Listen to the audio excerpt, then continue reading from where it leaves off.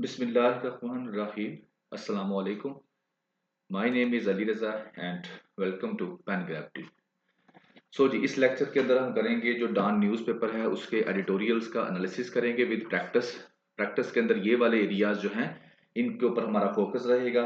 जो हमारे पुराने स्टूडेंट हैं दे नो वेल, और जो नए हैं उनके लिए ऐसे current affair, Pakistan affair, social sciences के जितने भी ऑप्शनल सब्जेक्ट्स हैं उनके अंदर जो भी टॉपिक्स ओवरलैप करते हैं उनके ऊपर क्रिटिकल अप्रोच के ऊपर वर्किंग की जाएगी और आर्गुमेंट बिल्डिंग के ऊपर वर्किंग की जाएगी। और ये सारे काम किए जाएंगे इन एडिटोरियल्स का एनालिसिस करके। टुडे इज 12 जनवरी 2024। ये रहा जी आपका डॉन न्यूज़पेपर का एडिटोरियल्स और ओपिनियन वाला पेज 1, 2 एंड 3। ये वाला सेक्शन मैं आपके साथ इस लेक्चर के अंदर जो है इसको एनालिसिस करूंगा। बाकी ये वाला ओपिनियन का सेक्शन जो है इसके लिए आप लोगों ने रजिस्ट्रेशन करवानी है इस नंबर पर व्हाट्सएप करके।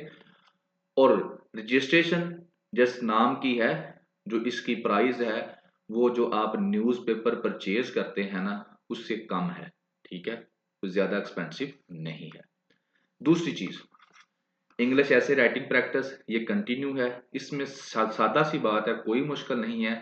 शॉर्ट एसेस जो है वो उनकी एवेल्युएशन की जाती है। शॉर्ट एसेस से मुराद ये है कि 250 वर्ड्स तक आप एक ऐसे लिखकर भेजते हैं, उनको चेक किया जाता है और उसके बाद फीडबैक के साथ उनको वापस आपको भेज दिया जाता है। लॉन्ग एसेस भी आप चेक करवा सकते हैं, उसकी फैसिलिटी भी अवेलेबल है।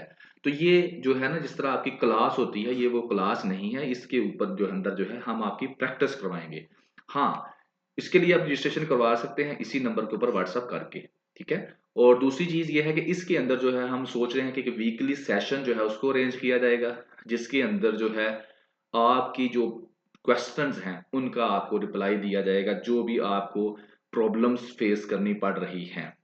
और बाकी बगैर प्रैक्टिस के ऐसे कभी भी पास नहीं हो सकता। ये रहा जी पीडीएफ का लिंक, टुडे न्यूज़पेपर का लिंक डिस्क्रिप्शन के अंदर है, व्हाट्सएप चैनल का भी है, वहां से ज्वाइन कर सकते हैं। चैप्टराइजेशन कर देंगे, 3 चैप्टर इस टॉपिक लेक्चर के बना देंगे। कोई भी क्वेश्चन है तो आप कमेंट सेक्शन के अंदर पूछ सकते हैं। कमेंट करना है आपने, फीडबैक आपने जरूर देना है, बहुत जरूरी है जी, ठीक है। और क्वेश्चन जो है वो टुडे ये है कि स्विस कनाल जो है उसको कब नेशनलाइज किया गया। नेशनलाइजेशन स्विस कनाल कब हुई, कब उसको नेशनलाइज किया गया, ये आपने बताना है, डेट बतानी है आप लोगों ने। ये मैं क्यों कह रहा हूं, क्योंकि बच्चे जो गजा की वार है ना वो अब जा रही है यमन में, और अब वहां पर स्विस कनाल जो है एक बड़ा अहम किरदार अदा करने वाली है आने वाले दिनों में। तो स्विस कनाल के बारे में आपने पढ़ लेना है, आपको क्लैरिटी होनी चाहिए कि ये कहाँ से आई, कैसे कैसे आई और कब इसको नेशनलाइज किया गया। ठीक हो गया जी। अब हम शुरू करते हैं अपना first editorial, terror wave. Terror wave के अंदर जो है वो क्या कहता है, ये कहता है वो 3 चीजें इस एडिटोरियल के अंदर वो डिस्कस करता है। पहले वो बताता है कि पाकिस्तान के अंदर जो टेररिस्ट अटैक हुए हैं, जो दहशतगर्दों ने अटैक किए हैं, उनकी डिटेल आपको देता है सारी, जो आप खबरों में सुनते रहते हैं आए दिन के, यहाँ पर ये अटैक हुआ, यहाँ पर ये अटैक हुआ, इतने बंदे मर गए, ये वहां पर वो मर गया, ये मर गया, पूरी लिस्ट आपको देगा। वो आपने याद नहीं करनी, बस सुन लेनी है, क्योंकि हमारे पेपर के पर्सपेक्टिव में इतना ही वर्ल्ड काफी है कि पाकिस्तान के अंदर टेररिस्ट अटैक हो रहे हैं, दैट्स इट। ठीक हो गया। फिर वो 2023 की एक पिक्चर आपको दिखाता है कि कितने टेररिस्ट अटैक हुए, कितनी डेथ्स हुई, एक डाटा आपके साथ शेयर करता है। और तीसरे नंबर पर वो आपके साथ जो स्ट्रेटजीज हैं कि किस तरह से इन टेररिस्ट अटैक को काउंटर किया जा सकता है, वो आपके साथ इस एडिटोरियल के अंदर वो डिस्कस करता है। तो इन तीनों को हम जो है स्टेप बाय स्टेप जो है एनालिसिस करेंगे और उसके बाद देखेंगे कि पेपर पर्सपेक्टिव में ये हमारे कहाँ काम आ सकती है। टेररिस्ट अटैक्स की जो वो लिस्ट देता है, तो वो कहता है अटैक हुए बाजौर के अंदर, बन्नू के अंदर, कोहाट के अंदर, लकी मरवत में हुआ, नॉर्थ वजीरिस्तान में हुआ, तुर्बत में हुआ। ये वो एरियाज हैं जहां पर टेररिस्ट अटैक हुई जा रहे हैं। इनमें विक्टिम्स कौन से हैं, इनमें खास तौर पर जो विक्टिम्स हैं वो गार्डियन हैं, जो पोलियो टीम को गार्ड कर रहे हैं। पोलियो टीम के साथ जो सिक्योरिटी वाले जाते हैं, वो सिक्योरिटी पर्सन जिसके अंदर पुलिस है, मिलिट्री के, आर्मी के बंदे हैं, वो जो हमारे जवान शहीद होते हैं वो हैं। और इसके अलावा जो इलेक्शंस के लिए जा रहे हैं, इलेक्शंस लड़ने जा रहे हैं, उनके ऊपर भी अटैक हो रहा है। तो ये हैं वो वाले बंदे जो इस अटैक्स की जद में आए हुए हैं। फिर दूसरे नंबर पे बताता है 2023, कहता है 2023 के अंदर क्या हुआ। 1500 1500 वायलेंस जो है, डेथ्स हुई तकरीबन और नियरली 800 अटैक्स हुए, 800 अटैक्स हुए हैं पाकिस्तान में 2023 में, 2023 में जो साल गुजर गया है, और तकरीबन 1500 जो डेथ हो गई हैं। और इसमें कहते हैं कि 2012 से लेकर अब तक जो है, यानी कि 2012 से लेकर अब तक 2023 तक 100 ऑफ पीपल जो हैं वो उनकी डेथ हो चुकी है, जिसके अंदर पोलियो की जो वैक्सीनेटर हैं, जो पोलियो की कतरे पिलाने जाते हैं, वो भी बहुत ज़्यादा तादाद में शामिल हैं। और ये सारे के सारे जो मेजोरिटी ऑफ द अटैक्स हैं जो अब भी हो रहे हैं और प्रीवियस ईयर में भी हुए, ये जो खैबर पख्तूनख्वा का एरिया है वहाँ पर और बलूचिस्तान के एरियाज़ में ये ज़्यादा हुए। और यहाँ पर जो टारगेट्स थे, जो टेररिस्ट के टारगेट्स थे, वो दो चीज़ें थी, एक हार्ड टारगेट था और एक सॉफ्ट टारगेट था। हार्ड टारगेट से मुराद ये है सिक्योरिटी पर्सन जो आगे से रिस्पॉन्स कर सकते थे, यूनिफॉर्म पर्सन जो है, ये टारगेट उनका रहा। सॉफ्ट टारगेट्स में जो अब हैं वो जो इलेक्शंस के लिए जा रहे हैं, इलेक्शन लड़ने जा रहे हैं, वो बंदे उनका टारगेट है, उनके ऊपर वो अटैक कर रहे हैं। तो ये रही आपकी 2023 की पिक्चर। यहाँ से आपको आइडिया हो गया होगा कि पाकिस्तान के अंदर टेररिज्म की वेव जो है उसकी क्या हालात हैं। आगे फिर वो आगे कहता है कि क्या क्या काम किए जा सकते हैं और क्या अभी तक नहीं हुए इसको काउंटर करने के लिए। तो कहता है सबसे पहले तो नेशनल लेवल के ऊपर जो है ना, काउंटर टेररिज्म स्ट्रेटजी जो है वो नहीं है, वो ड्यू है, पेंडिंग में पड़ी हुई है, ये चीज नहीं है। ये काउंटर प्रॉपरली जो काउंटर टेररिज्म स्ट्रेटजी होनी चाहिए काउंटर टेररिज्म के लिए, ठीक है। दूसरे जो कहता है कि मिलिट्री पर्सन जो है उनको अच्छी, यानी कि आप लोगों ने सहूलियात दी हुई हैं, उनका यूनिफॉर्म, सेफ्टी जैकेट्स, वेपन्स, हर चीज अच्छी है, लेकिन पुलिस वालों के पास इतनी अच्छी सहूलियात नहीं है, उनको भी अच्छी सहूलियात दी जाए। तीसरा वो आगे बात करता है डिप्लोमेटिक चैनल्स की, जो अफगानिस्तान गवर्नमेंट है उसके साथ बात की जाए तहरीक तालिबान पाकिस्तान के बारे में, कि वो अफगानिस्तान की सोयल को, ज़मीन को इस्तेमाल ना करें पाकिस्तान में टेररिस्ट अटैक करने के लिए। क्योंकि हम प्रीवियस एडिटोरियल्स के अंदर भी, लेक्चर्स के अंदर भी डिस्कस कर चुके हैं कि पाकिस्तान में जितने भी टेररिस्ट अटैक हो रहे हैं उनमें सबसे ज़्यादा जो इन्वॉल्व हैं वो टीटीपी वाले इन्वॉल्व हैं, बलूचिस्तान लिबरेशन पार्टी वो इन्वॉल्व है, और एक वो कोहरिस्तान तहरीक है। ये तीन जो पार्टीज हैं ये ज्यादा इन्वॉल्व हैं। तो ये जो है ये अफगान सॉइल से ऑपरेट करते हैं, और इसी वजह से पाकिस्तान ने प्रीवियस डेज के अंदर नवंबर दिसंबर 2023 के अंदर जो है अफगानिस्तान की गवर्नमेंट को प्रेशराइज करने के लिए क्या किया था कि रिपैट्रिएशन ऑफ अफगान, वो वाले अफगान जो रिफ्यूजी पाकिस्तान में रहते थे, जो डॉक्यूमेंट नहीं थे, उनको क्या किया, वापस भेजने के ऊपर प्रेशराइज किया था, ठीक है। आगे वो कहता है कि internal efforts flash out militants from the territory, जमीन के अंदर हमारे पाकिस्तानी जो टेरिटरी है, जो हदूद है, उसके अंदर जहां कहीं भी मिलिटेंट्स मौजूद हैं किसी भी फॉर्म के अंदर, तो उनको क्या किया जाए, एरेडिकेट किया जाए, फ्लैश आउट कर दिया जाए, निकाल दिया जाए यहाँ से। Security and intelligence agency need to be on same page. ये जो सिक्योरिटी और इंटेलिजेंस एजेंसीज हैं वो क्या करें, आपस में डाटा शेयर करें, ताकि इंटेलिजेंस एजेंसीज क्या है वो डाटा जो है कलेक्ट करके लाएंगी, सिक्योरिटी वालों को देंगी, सिक्योरिटी वाले उसके साथ ऑपरेशन करेंगे, तो फिर ही कोई आउटपुट आएगी। तो ये सेम पेज पर इनका आपस में होना जरूरी है। आगे वो कहता है कि मिलिट्री ऑपरेशंस की बात करता है कि जो बड़े लेवल के ऊपर मिलिट्री ऑपरेशंस हैं वो थोड़ा उससे क्या हो सकता है, नुकसान भी होता है। नुकसान क्या होता है कि वहां पर जो इलाकों में, जो उन इलाकों में जहां पर आप मिलिट्री ऑपरेशन करते हैं वहां पर जो लोग रहते हैं उनको वो इलाके छोड़कर दूसरी जगह पर जाना पड़ता है, ठीक है। और उसके अलावा काफी ज्यादा तादाद में जो है हमारे सिक्योरिटी के जो आदमी हैं, जो फौजी हैं, भाई हैं, या कोई भी है जो सिक्योरिटी पर्सनल है, वो शहीद भी हो जाते हैं, साथ साथ जो फंड्स हैं वो भी ज़ाया होते हैं। तो कहता है कि बेहतर है कि उस स्टेज पर जाने से बेहतर है कि हम पहले ही इस मिलिटेंसी को पाकिस्तान के अंदर काउंटर कर लें, उस स्टेज पर हम लोग ना जाएं कि हमें बड़ा ऑपरेशन करना पड़े। So that is all which he discuss in this editorial. Paper में कहाँ काम आने वाला जी, आपका पेपर में टेररिज्म का आपका मेन टॉपिक है, ठीक है। इसके ऊपर आपने फोकस रखना है, ऐसे के अंदर भी डायरेक्ट इंटरेक्टली आ सकता है अफगानिस्तान के पर्सपेक्टिव में, ठीक हो गया। पाकिस्तान अफगानिस्तान के रिलेशंस के पर्सपेक्टिव में आप टेररिज्म को हाईलाइट कर सकते हैं, टीटीपी के रोल को हाईलाइट कर सकते हैं। बलोचिस्तान, और बलोचिस्तान के अंदर जो ह्यूमन राइट्स की वायलेशन हो रही है, एक्स्ट्रा जुडिशियल किलिंग, और इसके अलावा जो इस्लामाबाद के अंदर अभी वो प्रोटेस्ट कर रहे हैं, तो उससे क्या हो रहा है, ह्यूमन राइट्स की वायलेशन की वजह से भी जो है टेररिज्म की वेव जो है वो पाकिस्तान के अंदर जो है स्ट्रेंथन हो रही है। तो ये सारी चीजें आप इनको इंटरनेट कर सकते हैं कि human rights, Balochistan, Afghanistan, terrorism, Pakistan, ये सारे का सारा एक जाल बनता है, और अल्टीमेटली इंडिया तो इन्वॉल्व है ही है इसके अंदर जो रा की एक्टिविटीज हैं। तो just like this you can use it in the topic of terrorism, it may be current affair, Pakistan affair, कोई भी जहां पे भी हो आप ये जो डाटा है इसको पुटअप कर सकते हैं। जेनोसाइड केस, जेनोसाइड क्या होता है बेसिकली, जेनोसाइड ये होता है कि मर्डर करना, लेकिन किसी खास ग्रुप का, किसी खास नेशन का, किसी खास आइडेंटिटी रखने वालों को जब आप खास ग्रुप को टारगेट करके मारते हैं तो उसको कहते हैं जेनोसाइड। वैसे वो किसी को मर्डर कर देना वो एक अलग मर्डर उसको कहा जाता है। गजा की बात करेगा, और ये जो एडिटोरियल है, ये जो इसके अंदर डिस्कशन है, ये हमने 1 या 2 दिन पहले जो ओपिनियन डिस्कस किया था, ये उसका क्रक्स कह लें। उसके अंदर उसने ज़्यादा एलैबोरेट किया था, इसके अंदर उसने क्रक्स किया है। तो जिन बच्चों ने वो ओपिनियन रजिस्ट्रेशन करवाई है, उन्होंने सुना है, उनको तो ये समझने पहले ही इसका बिल्कुल क्लैरिटी है। कहना क्या चाह रहा है वो यहाँ पर? कहना वो ये चाह रहा है कि जनाब, सारी दुनिया खामोश है गजा को लेकर, कोई नहीं बोल रहा, पूरी की पूरी दुनिया खामोश है, सिर्फ एक मुल्क बोला है और वो है साउथ अफ्रीका। साउथ अफ्रीका बोला है। तो पहले तो मैं आपको दिखा दूं साउथ अफ्रीका कहाँ पर है, और फिर वो क्या बोला है वो भी आपको बता देता हूँ।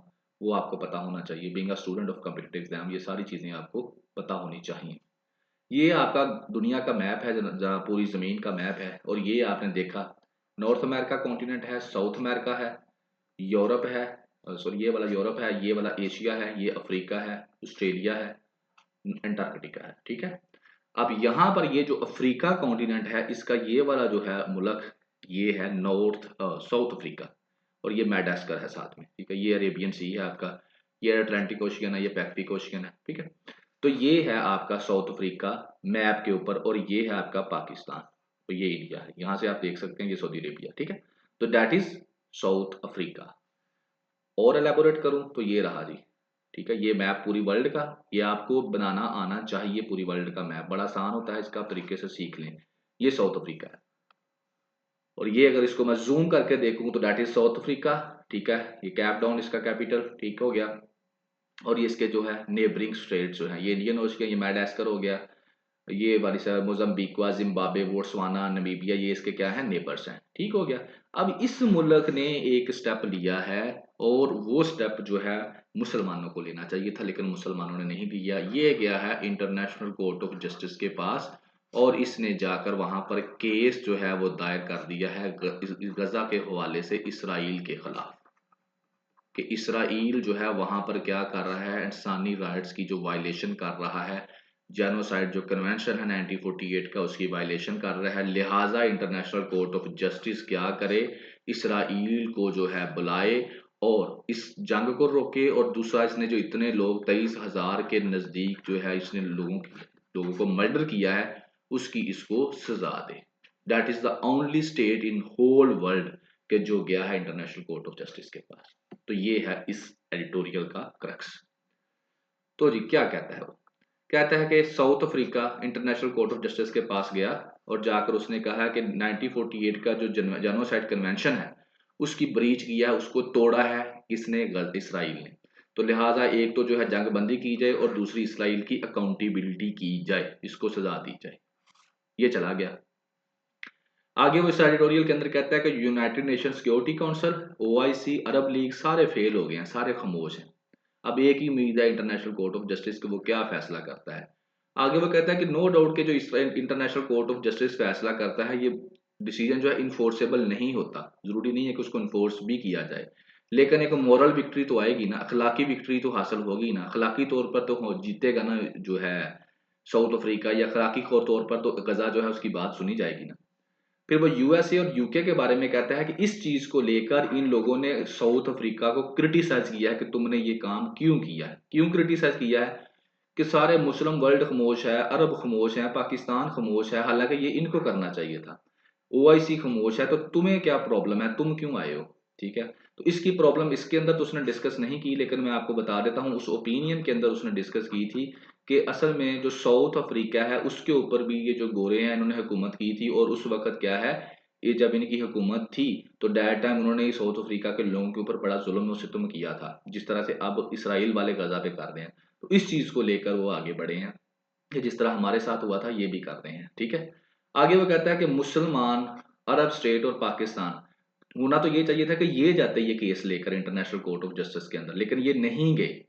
तो अब क्या इनको करना चाहिए, कम से कम जो है लीगली तौर पर और मोरली जो है ये सपोर्ट तो करें साउथ अफ्रीका की इस एफर्ट को, उसको सपोर्ट तो करें। लेकिन जो है यहाँ पर उस ओपिनियन के अंदर भी हमने डिस्कस किया था कि पाकिस्तान अभी भी, और ये सारी के सारी मुल्क स्टेट जो सिर्फ आई थिंक सो 3 कंट्रीज ने उसको जो है कहा है कि हम पार्टी आपके साथ बनते हैं, तुर्की ने, मलेशिया ने और जॉर्डन ने, ठीक है।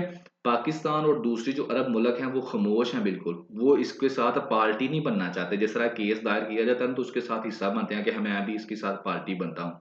तो पार्टी बनने के ऊपर अभी हम सारे खामोश हैं। हम सिर्फ इतना कहते हैं हाँ इसराइल गलत कर रहा है और वो उसने जो है ना वहां पर जेनोसाइड किया है, और सऊदी अरेबिया तो ये भी नहीं कहता कि उसने वहां पर जेनोसाइड किया है, ठीक है। तो ये था हिसाब का। पेपर पर्सपेक्टिव में अगर मैं इस टॉपिक को लेके जाऊं तो गजा आपका मेन टॉपिक रहेगा, इसको आपने बिल्कुल हर एंगल से तैयार रखना है।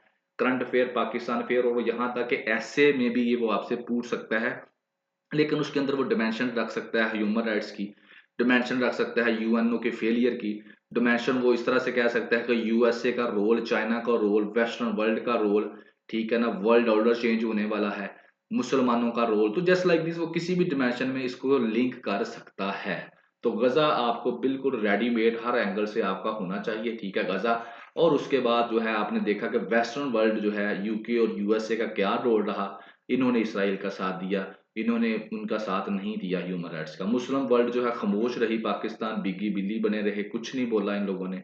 यूएनओ फेल हो चुका, OIC international court of justice और अरब लीग ह्यूमन राइट्स की जो ऑर्गेनाइजेशन है आपके सामने है, गजा के अंदर उन्होंने तकरीबन 23,000 जो लोगों का मर्डर कर दिया है। और ये सारे के सारे जो बड़े नारे मारते हैं दुनिया को चलाने के, रूल बेस्ड वर्ल्ड जो है कि कहते हैं कि रूल बेस्ड वर्ल्ड होनी चाहिए। अब वेयर इज रूल्स, रूल्स कहाँ पर हैं? तो ये सारी की सारी आपको इसका क्रिटिकल जो तौर पर जो है सारा इसकी क्लैरिटी होनी चाहिए। नेक्स्ट आपका जो टॉपिक है वो है रेजिंग यूरिया प्राइसेस।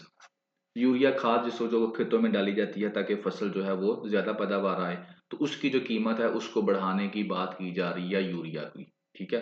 उसके बारे में ये जो एडिटोरियल है इसके अंदर डिस्कशन है। हाँ, इसके अंदर बड़ा अच्छा, अगर हम पेपर पर्सपेक्टिव में इसको लेके जाएंगे एंड पर, तो आपको एक बड़ा जनरल सा पॉइंट जो है आपके सामने आएगा जो पाकिस्तान की इकोनॉमी को और इन्फ्लेशन को भी लिंक करेगा। तो सादा सी बात वो करता है, कहता है गवर्नमेंट ने ये फैसला किया है कि हम 5% जो है 5% जो है रिटेलर प्राइस जो है वो बढ़ा देंगे यूरिया की। क्यों बढ़ा देंगे? ताकि जो भी हम इंपोर्ट करें फर्टिलाइजर्स, उसकी जो रिकवर कर सकें फुल कॉस्ट को। ठीक हो गया जी। आगे वो ये कहता है कि क्या ये जो कीमत बढ़ेगी will burden the small holder farmers, कहता है नॉट बाय मच। तो अल्टीमेटली चीज है, अगर बात की जाए कि 5% आप लोग बढ़ा रहे हैं तो वो फिर फार्मर्स के ऊपर ही उसका बर्डन पड़ेगा ना, उनको भी जो स्मॉल छोटे फार्मर्स हैं उनको भी वो महंगी मिलेगी। लेकिन ये जो पॉइंट है नहीं, तो इसको हम कैसे एलेबोरेट करते हैं वो बताएगा नेक्स्ट स्लाइड के अंदर, इसको पूरा एलेबोरेट किया जाएगा कि कैसे ये कीमत भी बढ़ा रहे हैं लेकिन जो फार्मर्स हैं उनको जो है इसका बर्डन भी नहीं पड़ेगा, ठीक है। तो वो कहता है जो फार्मर्स जो है ना उनको जो है 35 to 40% डिस्काउंट दिया जाएगा, जो इम्पोर्टेड प्राइस है इतनी 50 किलोग्राम जो बैग है उसके ऊपर, ठीक है। इतनी प्राइस होगी 50 किलोग्राम बैग की, और इतने परसेंट जो है उसको डिस्काउंट भी दिया जाएगा। इस वजह से भी नहीं पड़ेगा, और एक और भी रीजन है। अब आ जाते हैं जो मेन रीजन है, यहां से आपको एक पूरी स्टोरी समझ आ गई। अब ये खबर है कि न्यूज है जिनकी, जस्ट न्यूज क्या है कि गवर्नमेंट ने 5% जो है बढ़ा दिया रेट यूरिया का। ये आपको किसी भी टीवी चैनल से ये खबर जो है आप लोगों ने सुन ली, दैट्स इट। लेकिन अब आ जाते हैं कि ये आगे पेपर पर्सपेक्टिव में। अब जी समझने वाली बात है, कहता है कि पहली बात तो ये है कि क्यों बढ़ाई, क्या जरूरत क्या पड़ी, ठीक है। अब ये जो सॉरी, वाई इंपोर्ट, जरूरत क्या पड़ी, हम इंपोर्ट क्यों कर रहे हैं? क्या हमारे पास इतनी फर्टिलाइजर्स नहीं है कि हमें इंपोर्ट करने की जरूरत पड़ रही है? तो इस चीज का वो जो है रिप्लाई आपको देता है इस शक्ल के अंदर, कहता है bridge the domestic supply gap.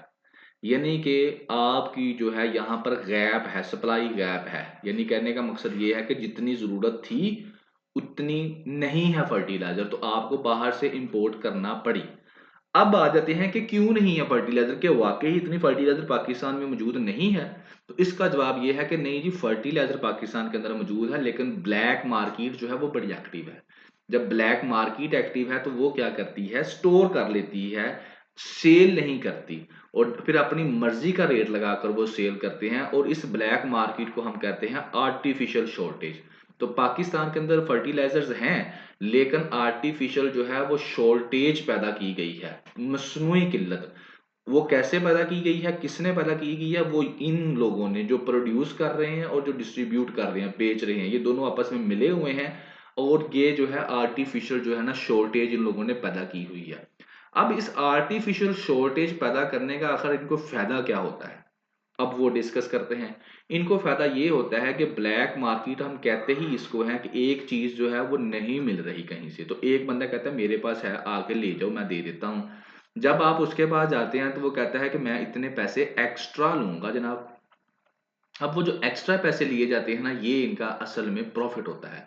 तो अब यूरिया के ऊपर आर्टिफिशियल जो है वो क्या किया जा रहा था, आर्टिफिशियल शॉर्टेज पैदा करके उसको ब्लैक मार्केट में बेचा जा रहा था, ब्लैक करके मेक की जा रही थी। और फिर क्या हो रहा था, फिर किसानों को तो जरूरत थी क्योंकि विंटर का सीजन है और विंटर के अंदर आपको पता है ये जो वीट है इसको अच्छा खासा जो है नाइट्रोजन चाहिए जो कि वहां से मिलता है। तो ये क्या कर रहे थे जो फार्मर्स थे, पहले तो उनसे 1,000 रुपया एक्स्ट्रा ले रहे थे एक बैग का, 1,000 रुपया एक्स्ट्रा।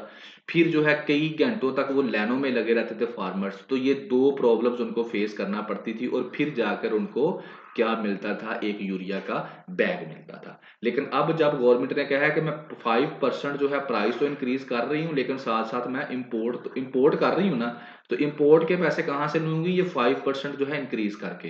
तो उससे क्या होगा, अगर ये 5% इंक्रीज भी कर देते हैं ना तो किसानों को जो फार्मर्स हैं उनको जो है वो यूरिया तो मिल जाएगा लेकिन इस चीज से उनकी जान छूट जाएगी जो 5% से भी कई ज्यादा रेट के ऊपर वो इनसे पैसे ले लेते थे।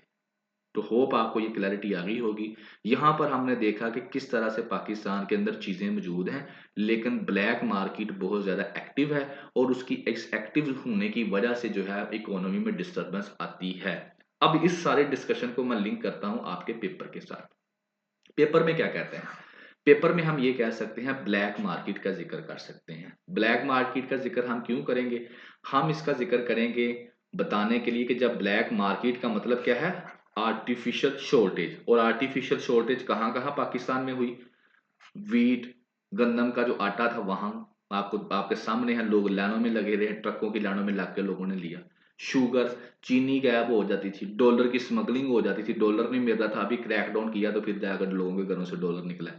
तो ये क्या था, आर्टिफिशियल शॉर्टेज। जब ये आर्टिफिशियल शॉर्टेज पैदा करके तो ब्लैक मार्केट में ज्यादा चीज पैसों में इनको सेल करके तो प्रॉफिट ले लिया जाता है, तो उससे क्या होता है, आपकी जो इकोनॉमी है वो डिस्टर्ब हो जाती है क्योंकि मार्केट इन्फ्लेशन आ जाता है। इन्फ्लेशन इसलिए आता है क्योंकि मार्केट चलती है डिमांड एंड सप्लाई के रूल पर, डिमांड एंड सप्लाई इस रूल पर चलती है। तो आप लोगों ने क्या किया, सप्लाई बंद कर दी, जब सप्लाई आपने बंद कर दी ब्लैक में चली गई तो डिमांड उसकी बढ़ गई, जब डिमांड बढ़ गई तो आप लोग उसकी प्राइस भी बढ़ जाती है। तो इस तरह से आप डिस्कस कर सकते हैं कि पाकिस्तान की इकोनॉमी को एक ये भी प्रॉब्लम है कि पाकिस्तान में इन्फ्लेशन तो है ही है लेकिन ये जो माफिया है ना, जो ब्लैक मार्केट वाला माफिया है, ये बड़ा एक्टिव है। और इसका एक्सपीरियंस पाकिस्तान आप लोगों ने सब ने जो अभी एग्जाम्स देने वाले हैं, आपने एक आधे साल में ये सारा एक्सपीरियंस करके देख लिया है, आपको सोसाइटी में ये काम हुए हैं। तो यही चीजें आपने पुटअप करनी होती हैं अपने पेपर में, लेकिन एक प्यारी सी वर्डिंग में, अच्छी सी वर्डिंग में जो प्रिसाइज हो, जिसको समझ आप वाकई जो आपके जहन में है कि आप कन्वे भी कर पा रहे हैं या नहीं, ठीक है ना।